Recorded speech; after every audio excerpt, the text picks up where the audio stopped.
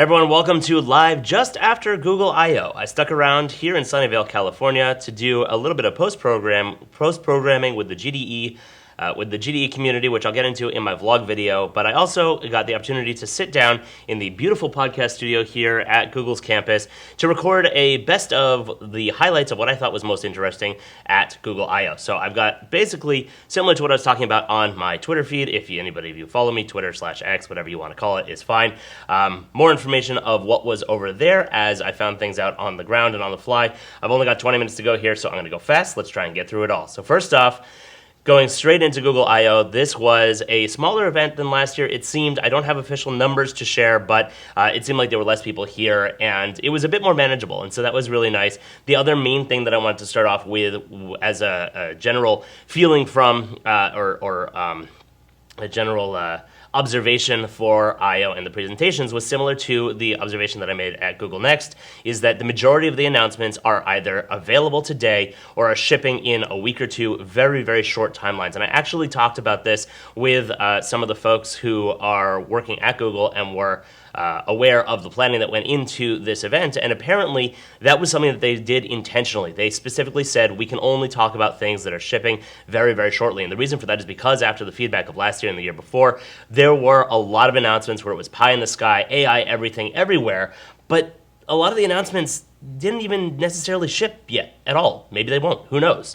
And so that was one of the feedback items that they took to heart, and they really, really nailed it at this year's Google Next and this year's Google I/O. So let's get into some of the developments there, starting off with, I think, one of my personal favorites. You've heard me talk about Project Starline, which has gone on for a while. I did an interview with David Rosenthal over at Google Next talking about Project Starline.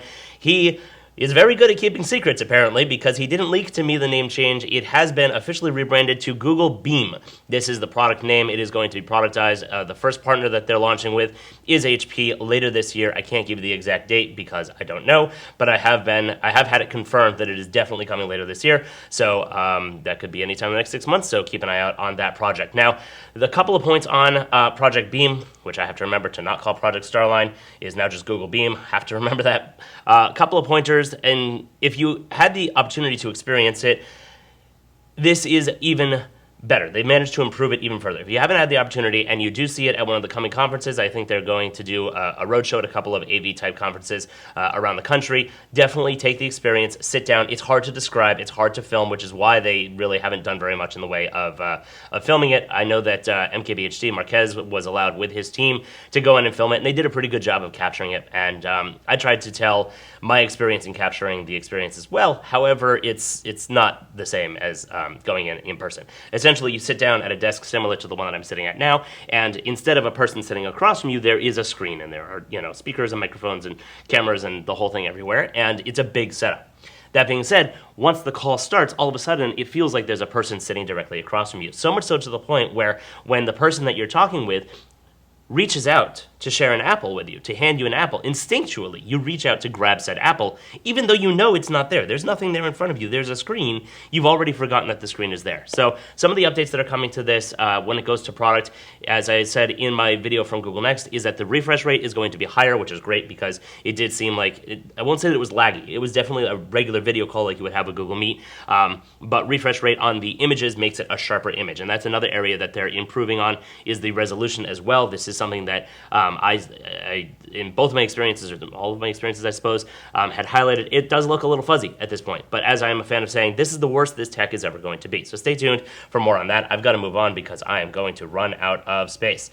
Gemini Live. This is what was a very, very big ticket item. A lot of excitement around Project Astra last year, which is where you take your phone, you have Gemini Live, and you can show it your environment, and it can actually speak about your environment or tell you what's in the environment if you're in the accessibility crowd and you need some help identifying items, if you have issues with vision, etc. It's also able to remember things, where you put your keys, etc. And it's been really, really cool to experience this and play around with it, but mostly it's just been Google showing off the prototypes and the project. Now it is rolling out as part of Gemini Live. They took basically the coolest, most polished features from Project Astra and moved them into Gemini Live, and they announced that Gemini Live is rolling out to everyone today. So go and take a look for that. The Gemini app is getting agent mode with Project Mariner. Project Mariner was also something that has been talked about a bunch of times in the last year, is where it gives you the ability to have Gemini take actions in your browser on your behalf. So you can basically tell it to go and search information and find these things for you, or even to go, for example, and make reservations for the concert that you're trying to go to. Now, how we're going to deal with fighting scalpers on this, I don't know, but I guess that's a problem for another day. But for doing research, for getting the going out and doing things for you, I think this is going to be a virtual assistant that is going to be very helpful, and that is available today. So definitely go and check out Project Mariner. Moving on from there, here we had some really cool speeches at I/O from Nobel laureate Sir Demis Hassabis, who's in charge of Google DeepMind and is behind a lot of these interesting updates that have been shared here. And I mean, the general consensus is Google is just cooking. Like, this is incredible. Also, Jules, if you haven't seen the AI coding agent from Google, that is now in public beta. So jules.google, go and check that out as well if you're over on that side. They showed off... no, I already talked about Project Astra, so we'll continue moving on forward through it. They've showed off where they think that they want this to go, and this is kind of the final form for Gemini Assistant, and it's almost Jarvis level, like from Marvel, and that's what I want. Like, honestly, I'll give all my data to Google, like whatever, in exchange for just give me a virtual assistant that's as powerful as Jarvis and is capable of interacting with the real world and helping find things and helping teach me things and so on, and is really cool. Another kind of final form of where they're going with things, and a area that Google has been under threat with lately, has been their dominance in search. Google is amazing and is able to do so many of these tools because they have so much information in search and the infrastructure and the architecture behind it.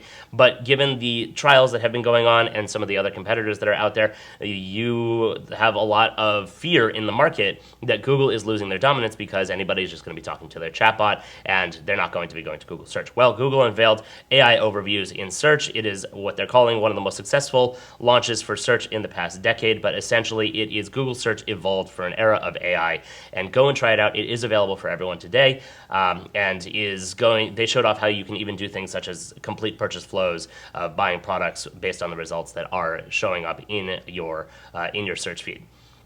Then, of course, I ran into Ralph Jodis Jr. from XReal, who I will talk about more in a little bit, as they did have some information to share over there. Google confused everybody with the naming scheme on their new AI video editing suite, which is powered by Imagen 4 and Veo 3. It's called Flow, not to be confused with Workspace Flows, which I'll also get into in a little bit here. But essentially, you're creating video clips, AI-generated video clips, which is now available with sound.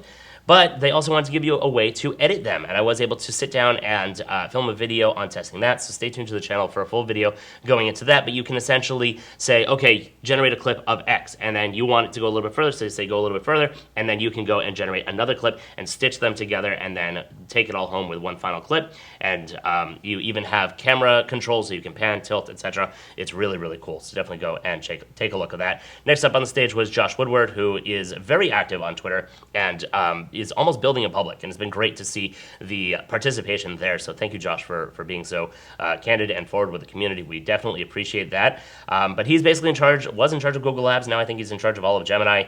Gemini is coming to Chrome. If you noticed, the drop down inside of Chrome for where you're trying to search for your tabs has moved. It has now moved down into the plugins area of the bar there, and there is going to be a new area for Gemini inside of Chrome, and this is, I think, where Project Mariner is going to come in as well. You're going to be able to utilize Gemini in Chrome, where it can see what's on your screen and on your browser and help you with that information. Canvas, which you haven't checked out yet, is a really cool setup where you're able to essentially build out any of the different things that you're doing in Gemini. You can do in a Canvas-like screen, where you can tell it to design this thing and then go and actually output the program or output the design that you're doing right there on the screen, and then you can continue to edit and work with it there. So go and check that out. Moving on from there, Veo 3 is mind-blowing. Just a couple of years ago, we had the very famous spaghetti shot of Will Smith eating spaghetti, and it looked terrible, and it was all, garbled and mangled, and his face was all messed up and in multiple places and so on. And they showed off a salty old sea captain on his boat with a pipe talking, and not only did it have video, but also the physics were incredible. The water looked incredible. The video looked incredible. It looked like somebody had actually filmed it, and so this is really, really an amazing tool that filmmakers are now going to start to use as this rolled out. Moving on from there, already talked about Flow. Just trying to go through the different posts that I did over on X here.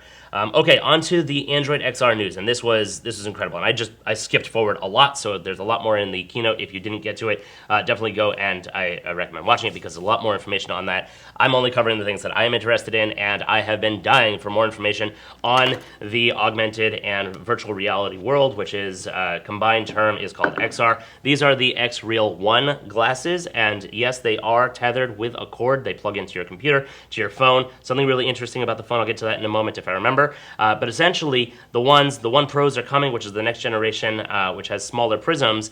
These are not the glasses that XReal is coming out with for Android XR, though. Google has been working on Android XR in multiple form factors for a long time now. All we have seen thus far has been the Project Muhen Apple Vision Pro style over-your-head virtual reality headset, which is that similar style with the the icons in space in front of you and the full immersive, and you can obviously do pass-through so you can see the world and interact with the world around you. But the new thing that we've seen here is the interface that's going on with the glasses, and I also got the opportunity to test out Google's prototype glasses that look somewhat similar to these, except they look more like a regular pair of glasses that you would wear. They don't have the sunglasses, they don't have the prisms inside. However, there is a screen that shows up on one side. So I have a whole video that I'm going to do coming out on that as well. As far as the XReal side, XReal is going to be putting out later this year, will be the development kit and a consumer product early next year, which will be the first one officially running Android XR in a consumer glasses form factor, and I'm definitely looking forward to that and will be using that, as I have been a huge fan of the XReal glasses over here for augmented reality and for even just working with them, putting a virtual screen up in the air in front of me where I can have the ultra wide screen and have the information that's on my laptop screen. And this is the dream for me. You put these glasses on, and instead of just having a small laptop screen, all of a sudden you have a much bigger screen in front of you. So a lot more information is coming on that. And shout out to the dude who was using a typewriter in the keynote. I posted a picture of that on my Twitter profile. Literally, he had a physical keyboard, ding, ding, ding, ding, tap, ding, whatever, at I.O. It was hysterical. So lots of information there, lots of things that I covered, and we'll be doing more videos. And that wasn't even all of it. Google has... what's next here? I'm scrolling on through here, the XReal news. Oh, so XReal's product, I forgot to mention, is called Project Astra, and is going to be coming later this year, as I mentioned over here. Project Starline I already mentioned. One thing that I wanted to call back to, and what I said I would get back to about the phone, is in that same presentation, when they were showing off the beginnings of Android XR, they showed off the different form factors. So this is the Pixel 9 Pro Fold, and something that I have been chasing here, and hoping that Google would do for a long time, is if you're familiar with with Samsung DeX, which is if you have a Samsung phone and you plug a screen or even these glasses, as well as a keyboard and a mouse into your phone, it opens up a desktop-like experience where you can browse and have floating windows and use it as if you were sitting at a computer, but it's powered by your phone. And I've been begging Google to bring a Chrome OS-like experience where, like, they've got the gear, they've got the tech, obviously they can do it, to bring that into Android. And apparently, the little tidbit that they dropped during the keynote, which made me very, very happy, is the fact that they worked with Samsung to bring the knowledge from DeX into doing this officially as a part of Android. So right now it is in the developer preview, in the developer beta, and it's buried. Like, I mean buried. You have to go into the developer settings, and then you have to go and enable the right things in order to make it work. I don't have a keyboard and mouse with me, so I can't test it. However, I did update my Pixel 9 Pro Fold to the new developer beta, and I did get Material 3, which is cool. It looks very nice. Big fan. Overhaul the notifications. But also, it looks like there are updates to that desktop interface in there. I will have to test it when I get back to the studio and I can hook up a keyboard and mouse to this, but that seems to be something that, is finally coming to fruition. What capabilities it's really going to have and how far it's going to go, I guess we'll have to see, but it is something that I'm very excited to see that they finally are getting around to doing it. So moving on from there, I already talked about Project Mariner. Shout out to Nilay Patel from The Verge. Finally got a chance to meet him, so that was pretty cool. And there were some other sessions that I didn't get to attend, but some really cool tidbits that we had was Demis and Sergey were on stage at one point, and this great quote from Sergey says, "We certainly intend for Google Gemini to be the first AGI." So in case anybody was wondering, yes, Google is in the race and are trying to win it here so that they can be the top notch and best for that.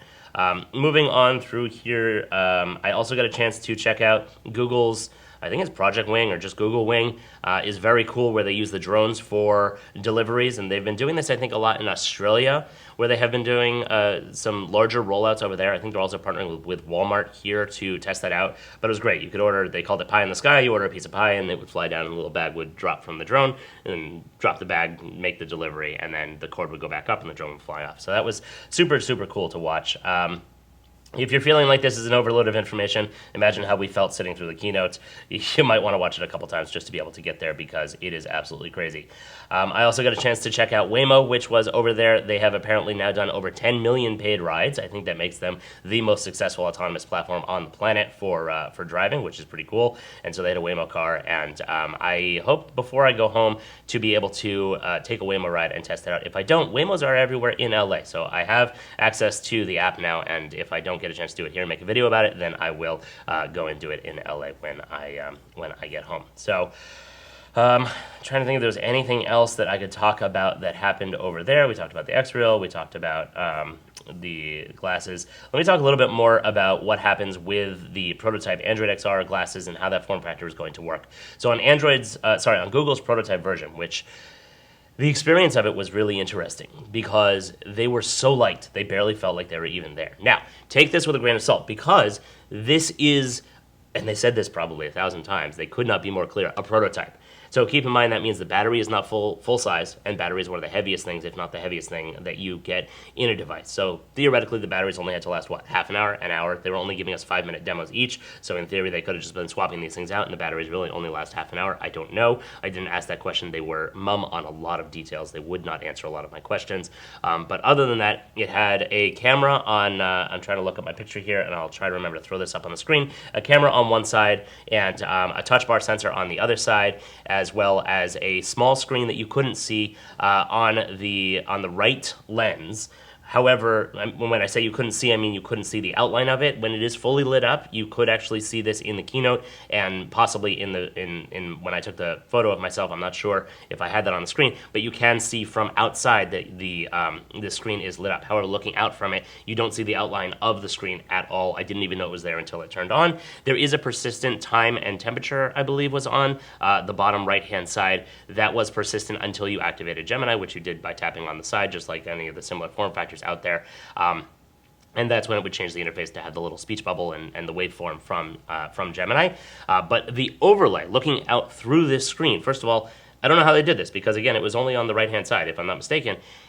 It looked like it was just there in front of me. It wasn't like, okay, it's 3D and it's kind of fuzzy or blurry or whatever. It looked like it was right there. I didn't have to look at my right eye. It was just, next to me. And then when it overlaid the Gemini bit, it was up here. And it was really, really straightforward and natural. It felt like it was a part of you, and it felt like, it didn't feel like technology normally does when it's overlaid. It's on you. You feel it's there. This just felt a natural progression into that world. And so that was very, very exciting.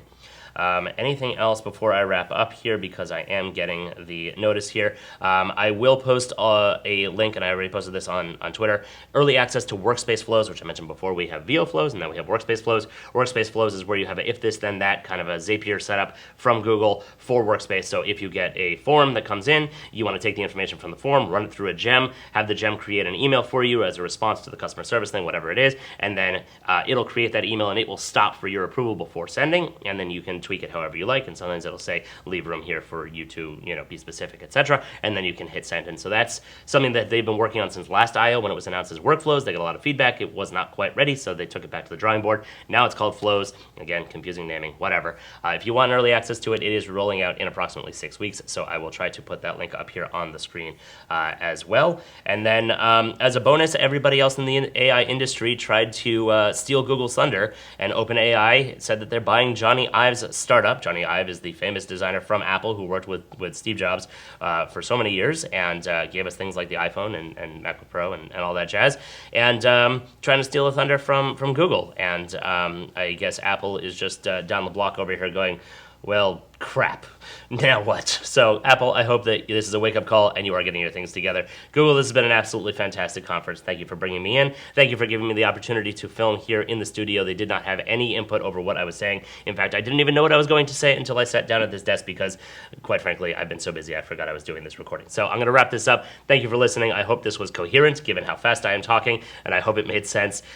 Please like and subscribe and share with your friends. And like I said throughout this video, a lot more content coming on all of the things that I talked about in this video and more, so stay tuned for that. Thanks for watching.